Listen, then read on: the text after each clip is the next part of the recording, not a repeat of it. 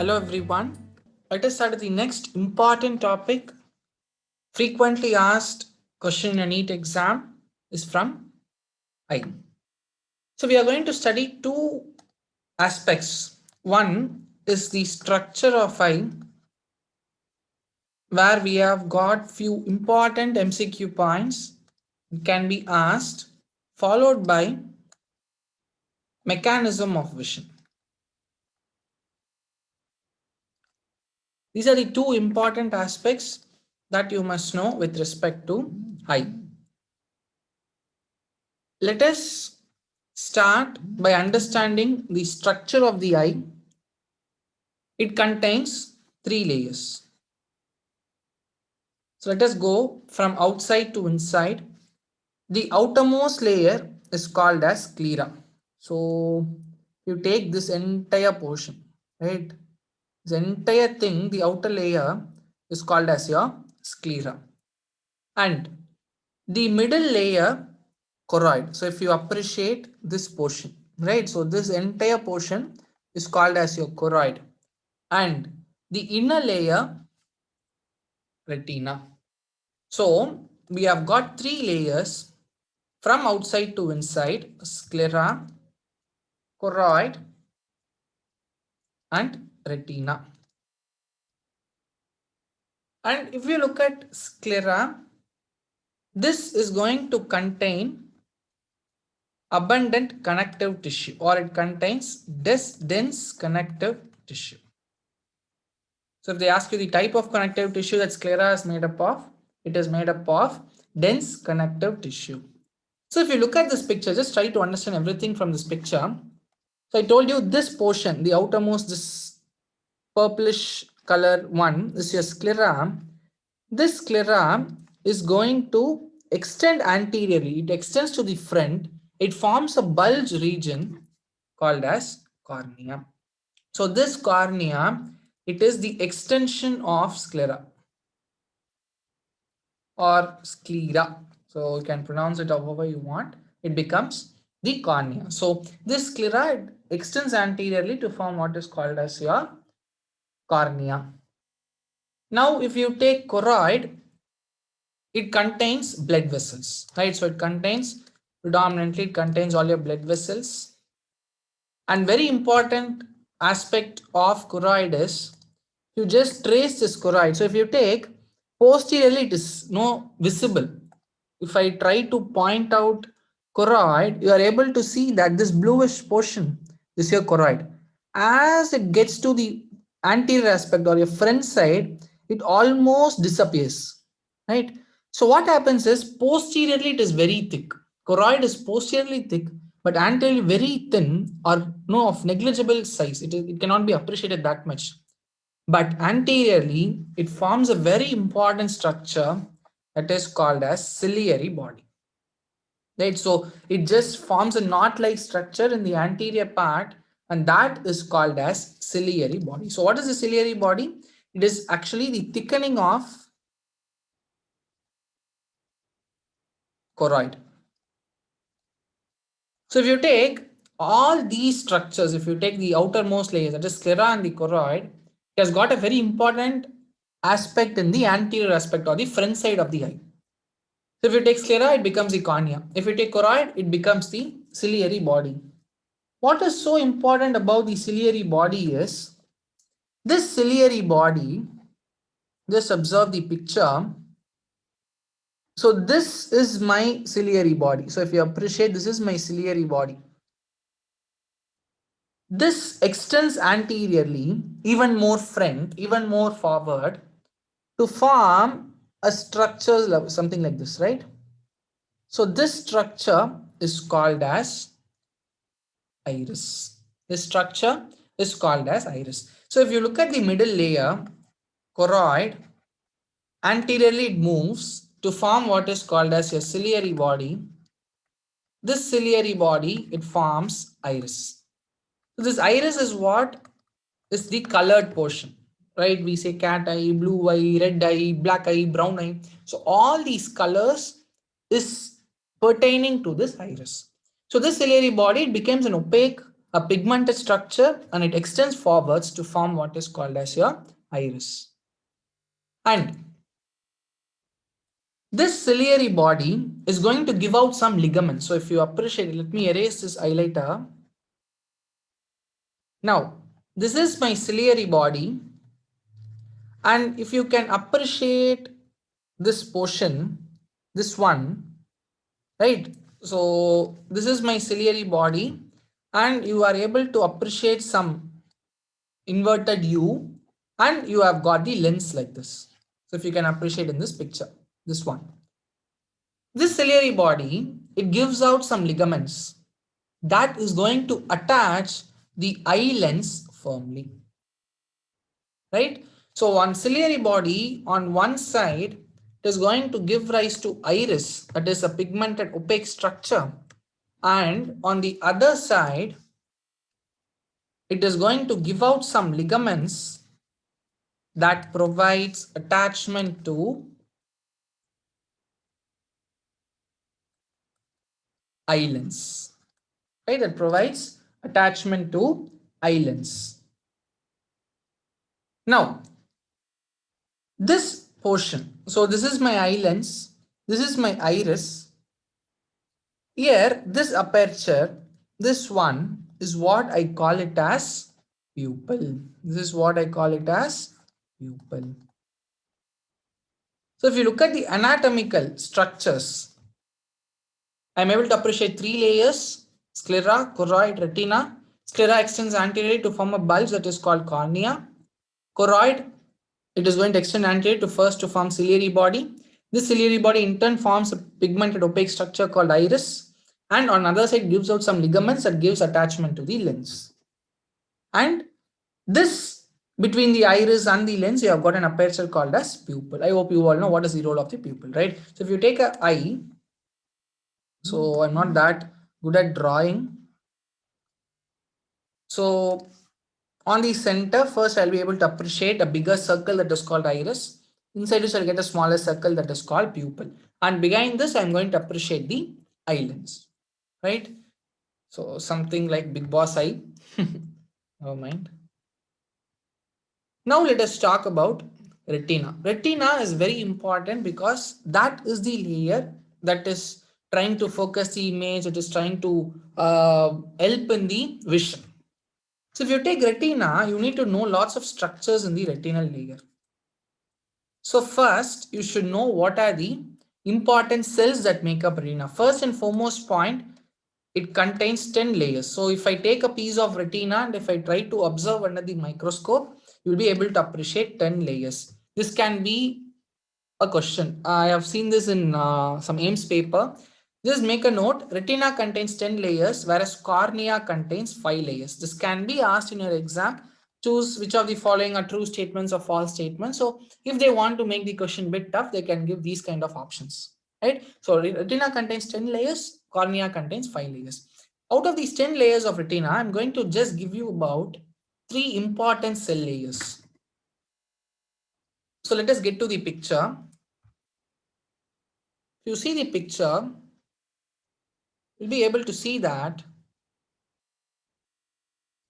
So light is going to enter, right? And this is my retina. In the retina, the first layer, that is the outer layer of retina, is made up of something called as photoreceptor cells. What is that? It is made up of photoreceptor cells. So photo light receptor, something that receives, right? So the first layer of cell that is going to receive the light in the retina is going to be photoreceptor cells. So we have got two types of photoreceptor cells. Oh, that is what we are going to mainly discuss on. One is your rods, another one is your cones. Rods is for dark vision, or to be more specific or to give you a proper biological name, this is called as scotopic vision. So rods help in the scotopic vision or dark light vision, whereas cones, bright vision or light vision or color vision. Everything is light, so it is color vision. Let me have it as color vision so you will not forget. So C for C. So C for cones, another C for color vision. So this I call it as photopic vision. We call it as photopic vision. So these are the two types of photoreceptor cells, rods and cones. So this is going to receive the light and send it to subsequent layers. Now, few important points about this. Now, this cones, if you take, there are three types of cones that can receive mostly the wavelengths of red. So one is mainly for red, another one is green, another one is blue. Right, there are three different types of cones, right, that can respond to this red light, green light, blue light. Now you can ask me, colors are of different colors, right? So colors, we have numerous colors, and how cones is able to give us the vision of every single color. All these wavelengths, like every color has got its own wavelength. So all these are going to vary, it is going to mix and somehow fit into these three spectrum. Like if you know, if you are an artist, you will know, you will blend different colors to get some shades. Like even if you take orange, you will have different shades of orange, red, different shades of orange. So similarly, there is going to be some mixing of all these colors, and cones are helping us to visualize different colors. So basically, it's the mixture of wavelengths of these three types of cells that gives us a particular color,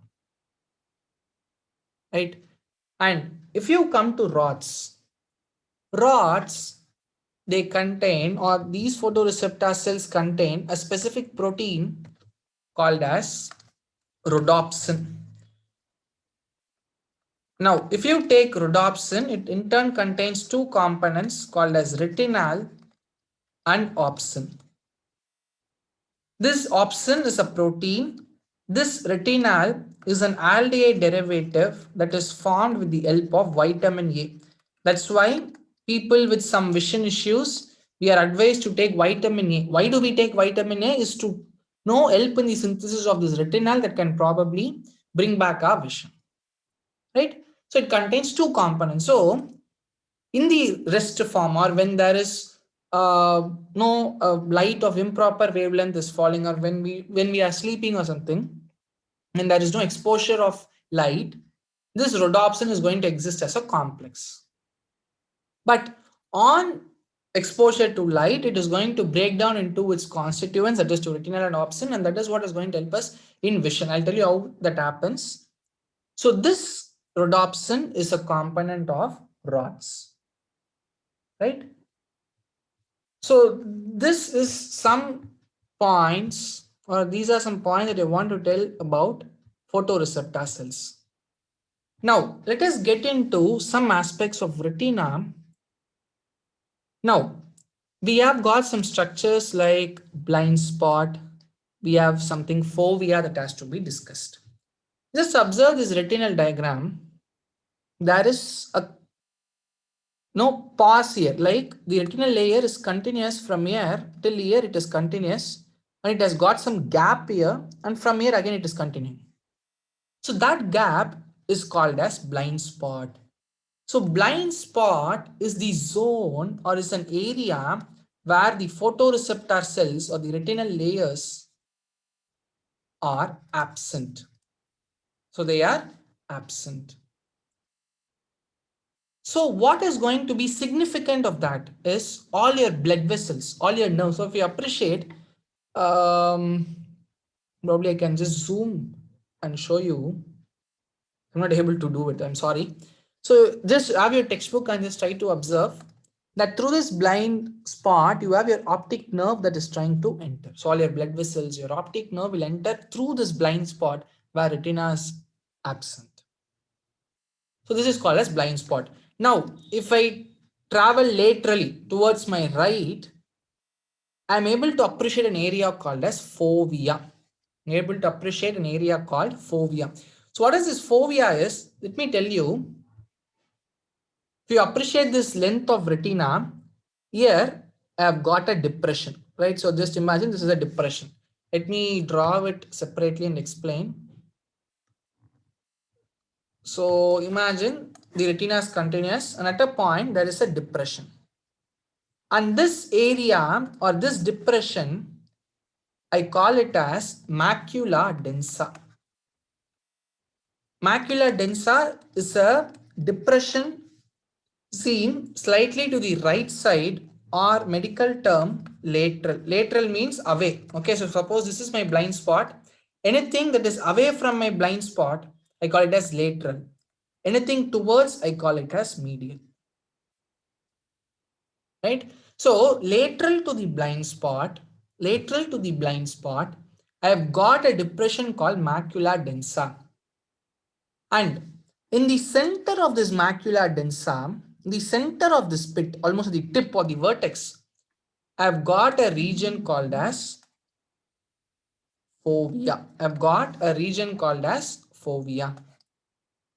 So this fovea is very important neat question, very frequently asked.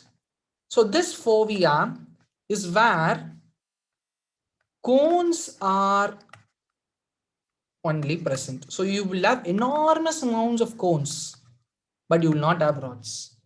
Or only very little amounts of rods are present. So mostly you can take cones are only present. I guess your NCERT says that way, right? So cones are densely packed in that region.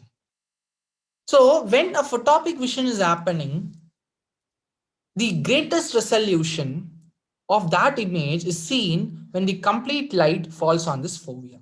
So since cones are densely packed there or enormously present there, the photopic vision is going to be a great success, or it is going to be with the greatest resolution if all the light falls on this fovea. So it's a zone where cones are maximally present, right?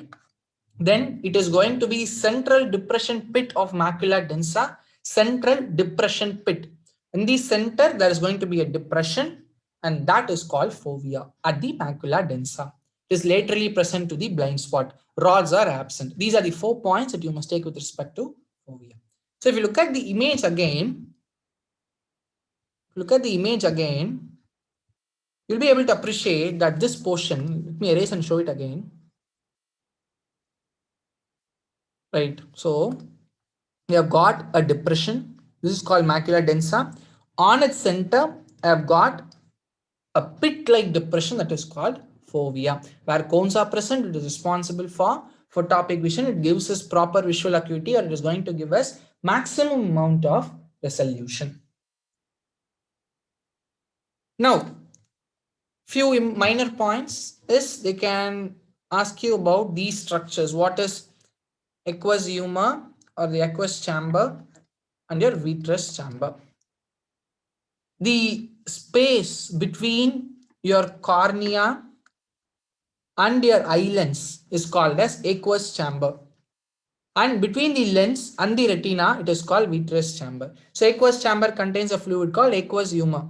Vitreous chamber contains a fluid called vitreous humor. So V comes at the towards the end of your alphabet, right? So U, V, W, X, Y, Z. So it comes at the bottom. So it is going to be towards the last. So from the lens to retina, A comes first. It comes in the first chamber, aqueous chamber, aqueous humor. So from cornea to lens, it is aqueous chamber. I remember it as called.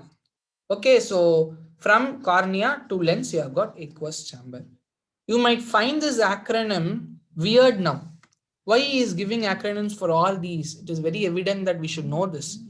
But believe me, at the next moment of our exams, we tend to forget all these small points. We try to confuse where is the location of aqueous, where is the location of vitreous. So at this point of time, these kind of acronyms might help you, right? So call cornea, aqueous chamber, lens. This is the order, right? So this is about the structures. With respect to structure, first importance you need to give is to fovea, right? What is fovea? What are the peculiar points about fovea? Then you should know what happens to sclera, what happens to choroid, what is blind spot, all these. For the layers of retina, I just spoke about the photoreceptor cells. Following the photoreceptor cells, we have got the middle layer that is called a bipolar cell. So we have seen what are bipolar neurons, right? Bipolar cells or a bipolar neurons. So in the first video, we saw what are bipolar neurons, what are multipolar, what are pseudo-unipolar. So there we have seen bipolar neurons are found in your retina. And the innermost layer is called as your ganglion cell layer. So 3 layers from outside to inside, it is PBG. Remember it as PUBG. I usually give this acronym PUBG. So from outside to inside, first is going to be your photoreceptor cells. In between you have got bipolar cells. In between you have got ganglion cells. So the acronym is PUBG. Right. So this is about structure of the eye. A short word on mechanism of vision. It's very simple. So I told you when there is no exposure to light, the retinal protein, that is rhodopsin, is going to exist as a complex. Right? Rhodopsin is going to exist as a complex. Now, what is going to happen now? On exposure to light,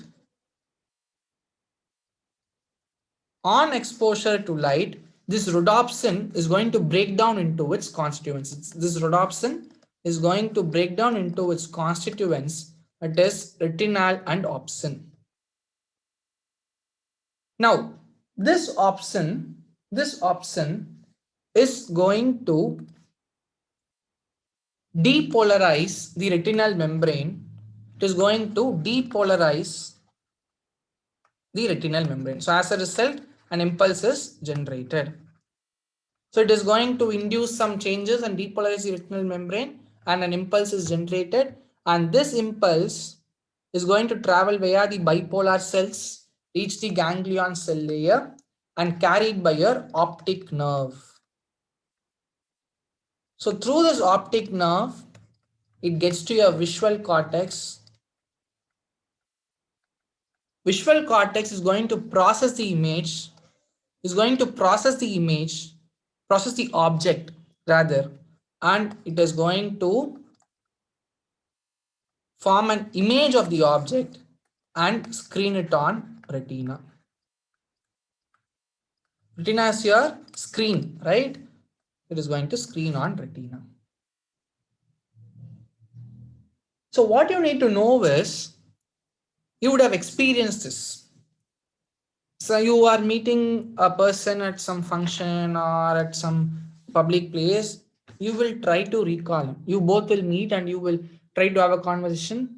I have seen you some time before. I have seen you somewhere, but I'm not able to recollect. So thing is, the visual cortex is trying to recall from your memory that I have seen this object sometime before. It is trying to recall it. That's why sometimes you get the information late. Then you will recognize after some time, I have seen you here. So this visual cortex is going to receive this object. It is going to receive this impulse containing the information about the object, and visual cortex is going to process it. And you are going to view the image. Right? So it is screened on the retina, and that is going to be viewed by you. So this is about the mechanism of vision. So one possible thing they can ask you is about the sequence of events. So there is dissociation of rhodopsin and there is retinal and opsin. Actually, this retinal will enter into a vicious cycle, right? That is not there for your 11th portion. You will learn it in MBBS.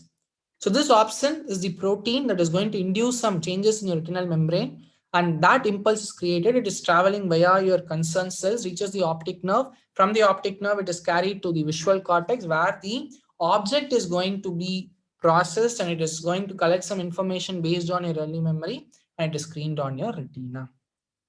This is about mechanism of vision.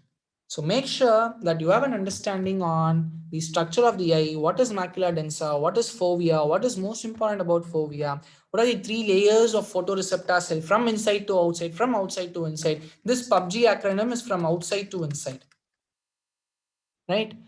This is what you need to know. With this, eye is done. I'll meet you in the next video. Until then, thank you. Bye.